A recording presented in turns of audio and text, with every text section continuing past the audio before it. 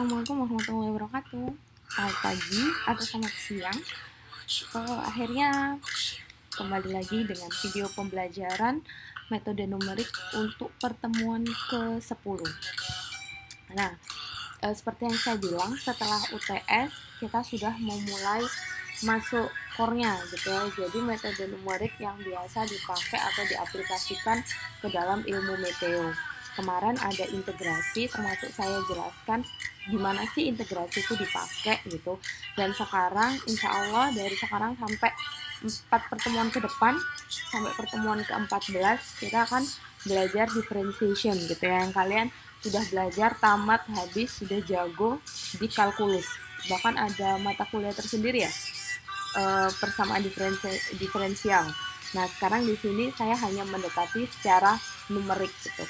Kalau analitiknya udah jago lah ya, habis sama Pak Agung sama Pak Nofri. Kenapa ini saya kasih pagar 1 gitu ya, karena nanti takdualnya seperti biasa review singkat bagaimana cara mengerjakan soal-soalnya. Nah, langsung saja. Apa sih diferensiasi gitu ya? Udah pasti tahu gitu ya. Yang pasti function of derivative itu adalah perubahan kecepatan gitu ya, suatu variabel terhadap variabel yang lain. Maksudnya seperti apa gitu? Misal ada wind velocity atau kecepatan angin gitu ya. Berarti kan perubahan angin terhadap suatu lokasi pada suatu waktu gitu. Nah, di sini location-nya itu dependent gitu ya, dia bergantung terhadap waktunya. Nah, waktunya ini yang independen. Nah, kemudian ketika kita ngukur nih gitu ya, perubahan dari si velocity terhadap waktu, nah maka itu yang dikatakan dengan percepatan. Dan kecepatannya ini adalah variabel yang bergantung terhadap waktunya. Nah, waktunya itu independen. Emang agak susah sih, pokoknya intinya seperti itu gitu ya. Nah, ini kenapa naik gitu ya, udahlah nggak apa-apa, harusnya di tengah. Nah, biasanya kalau kalian belajar tentang diferensiasi, pasti awal-awal itu belajarnya itu pendekatannya gitu ya. Saya nggak tahu sih, ini saya juga sudah lupa gitu ya, di kalkulus itu diajarinnya seperti apa, tapi seharusnya diajarkan.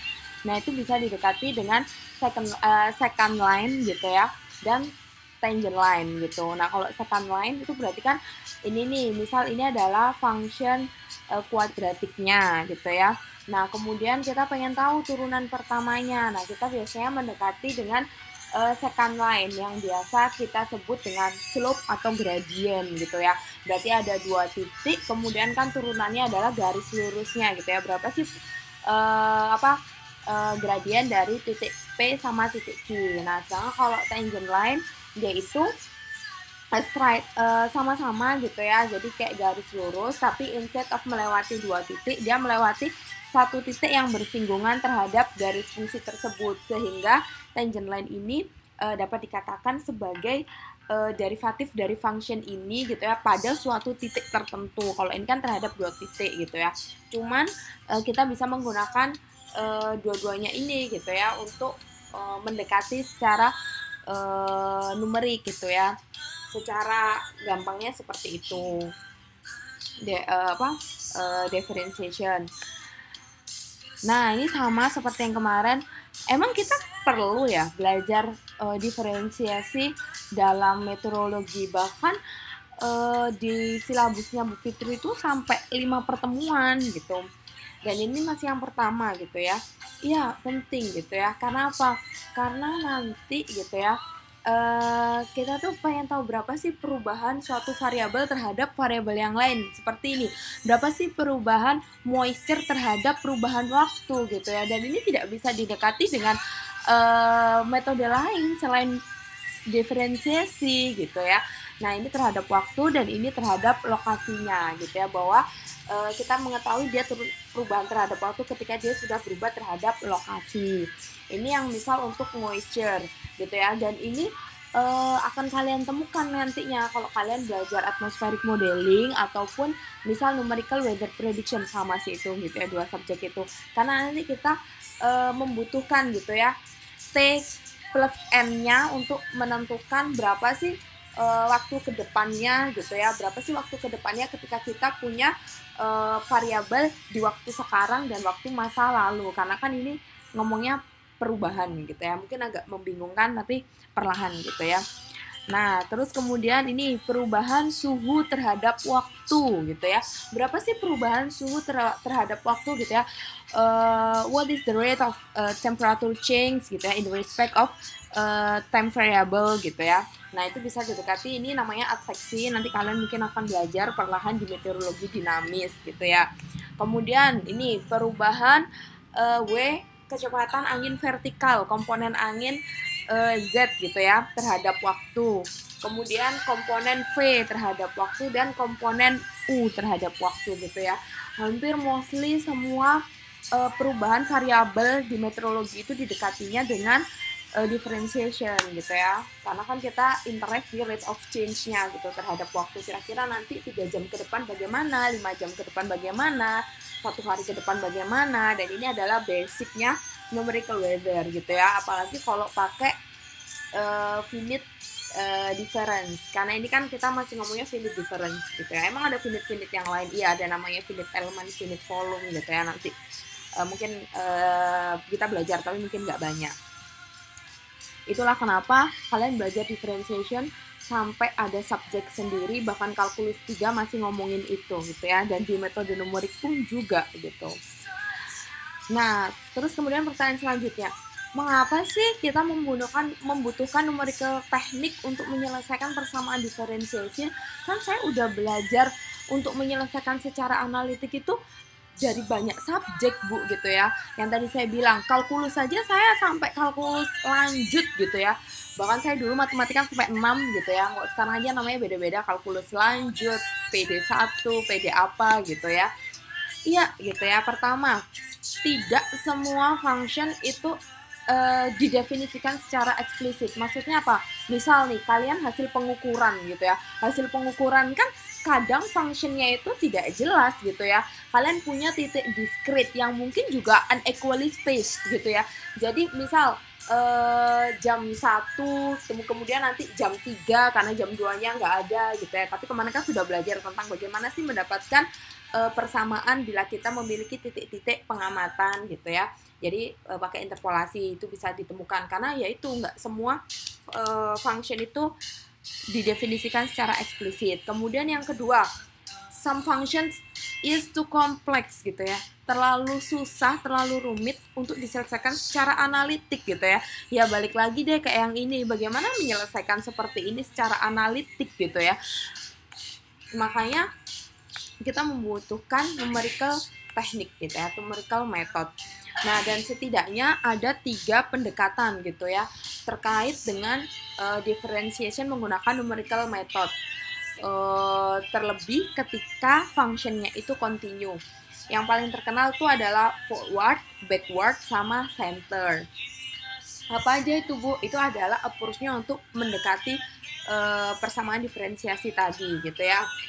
Nah, yang pertama, kan kalau ngomongin diferensiasi itu pasti ngomongnya adalah order gitu ya. Order 1, order 2, order 3 sampai high order gitu kan.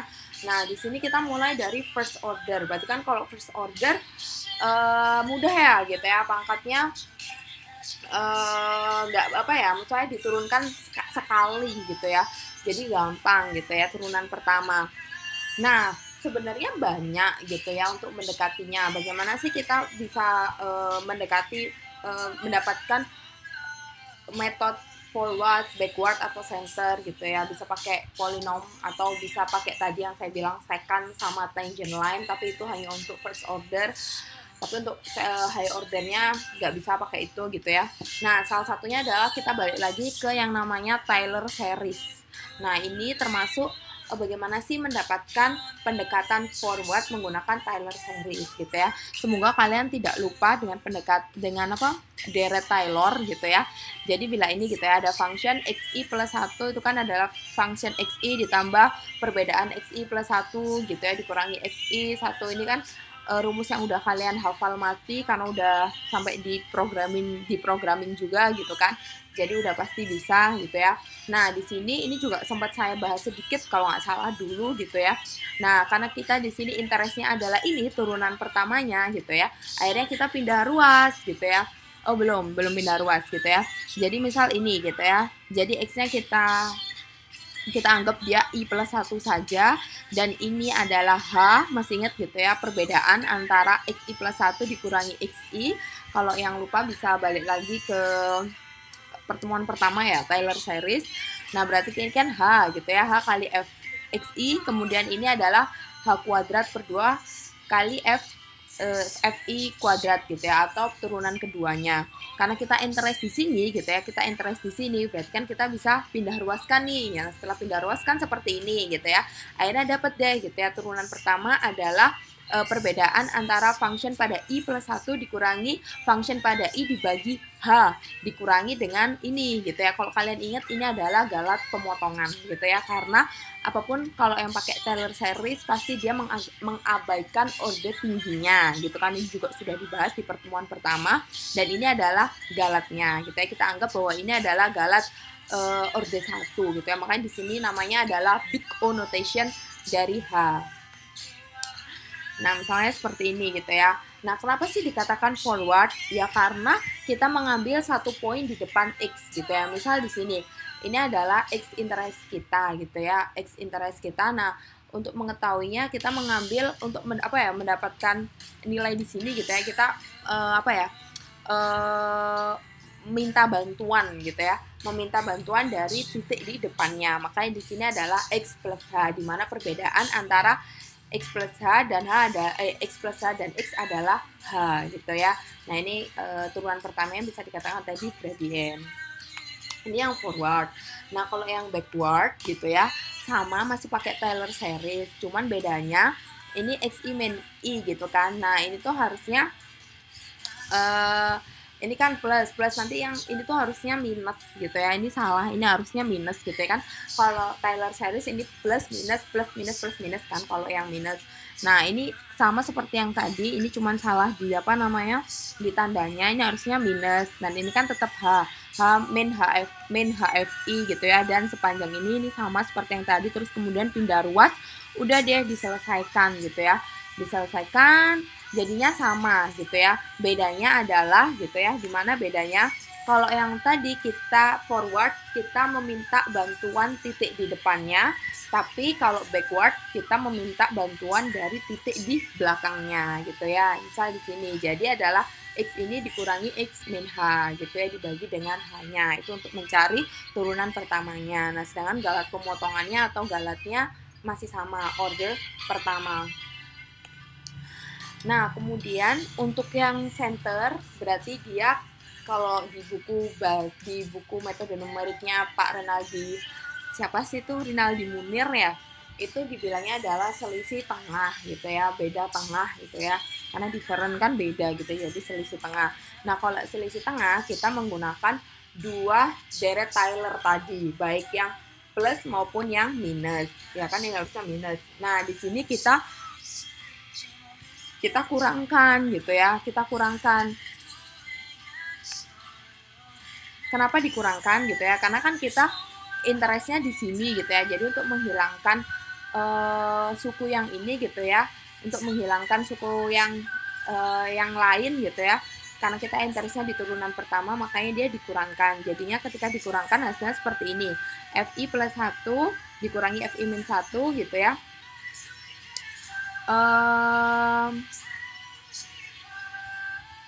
Ini kan habis nih, jadi kan ini jadi plus kan 2i gitu, dan sebenarnya kan ini ada minusnya gitu kan, karena minus ketemu minus kan tadi saya bilang kalau minus itu kan minus plus, jadi pada pangkat ketiga atau orde ketiga gitu ya, orde ketiga dia jadi plus kan. Nah, seperti ini. Nah, kemudian dia pindah ruas sama gitu ya. Nah, di sini akhirnya FI plus 1, kalau untuk beda tengah FI plus 1 dikurangi FI min 1 dibagi 2H dikurangi dengan galat pemotongan orde tingginya. Nah, karena dia sekarang udah H pangkat 2, kalau tadi kan H aja, makanya dia dianggap sebagai big O notation pangkat 1, orde 1. Kalau ini galat pemotongannya orde 2 karena dia sudah pangkat 2 gitu. Karena kan ini H pangkat 3 dibagi dengan H gitu kan. Nah, ini untuk yang beda tengah gitu ya. Nah, kenapa dikatakan beda tengah? Karena sekarang X-nya itu di tengah antara X plus H dikurangi X min H. Dan dibagi dengan jarak yang kalau equally spaced gitu ya. Jadi dia 2H. Karena ini adalah H, ini H, jadi 2H. Jadi ini untuk yang beda tengah gitu. Kira-kira sudah menemukan perbedaan antara forward, backward, sama center. Ini obvious banget sih gitu ya.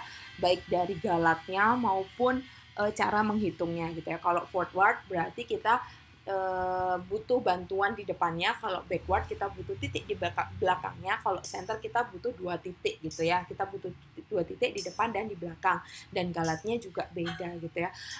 Ini galat orde 2, kalau yang tadi galatnya masih orde 1. Berarti apa intinya gitu ya, ini semakin dikit gitu ya galat pemotongannya, karena kalau tadi kan dia sudah dipotong di galat orde 2 kan, kalau yang backward sama forward. Tapi kalau yang di sini gitu, karena dia diselesaikan dan dia memotongnya dari galat orde 3 gitu, makanya dia lebih tinggi gitu. Apa nanti gunanya?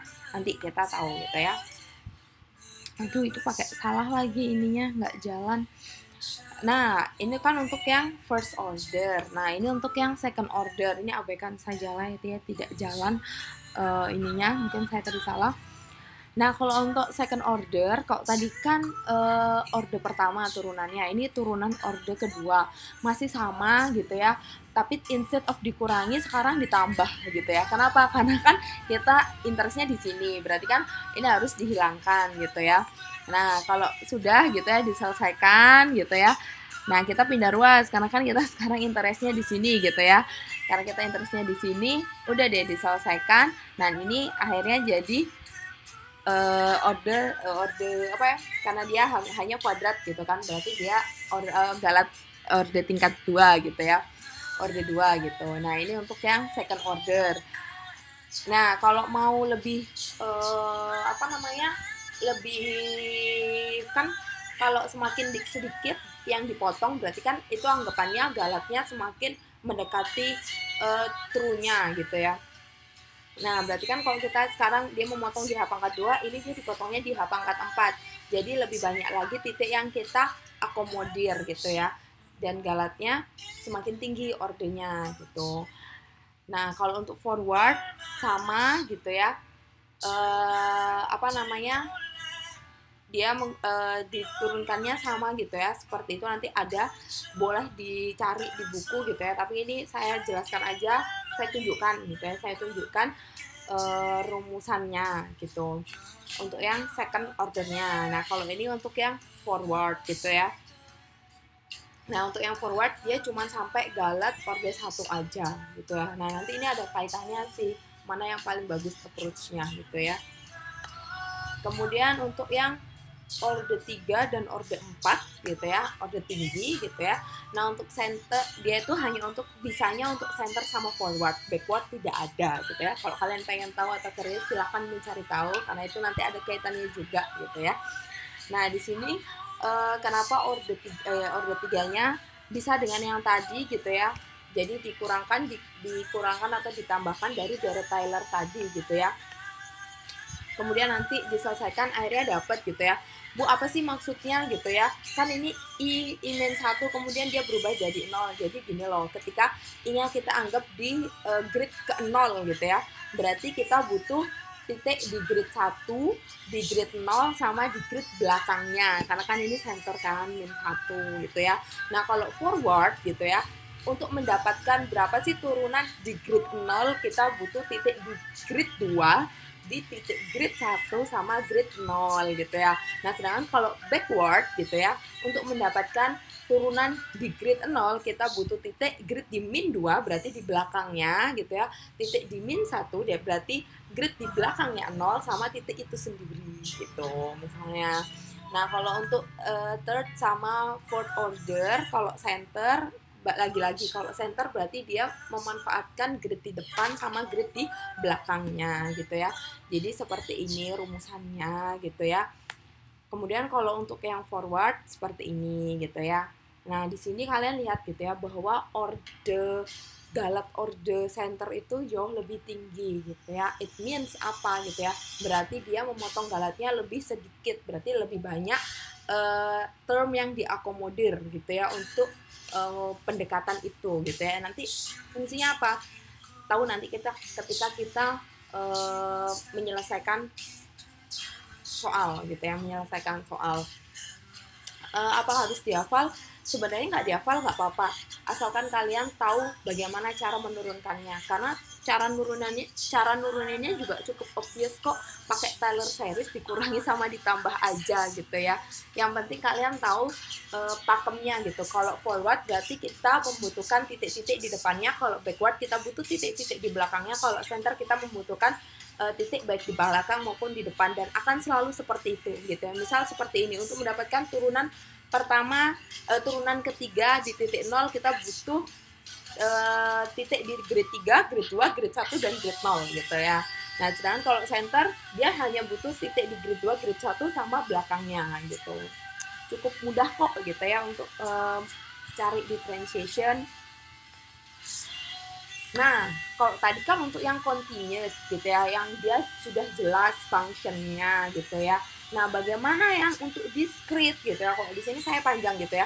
Bagaimana menyelesaikan kalau dia implicit gitu ya, functionnya nggak diketahui secara jelas. Misal kayak tadi kan jelas gitu ya, x kuadrat gitu atau x kuadrat plus 2 gitu ya, itu jelas.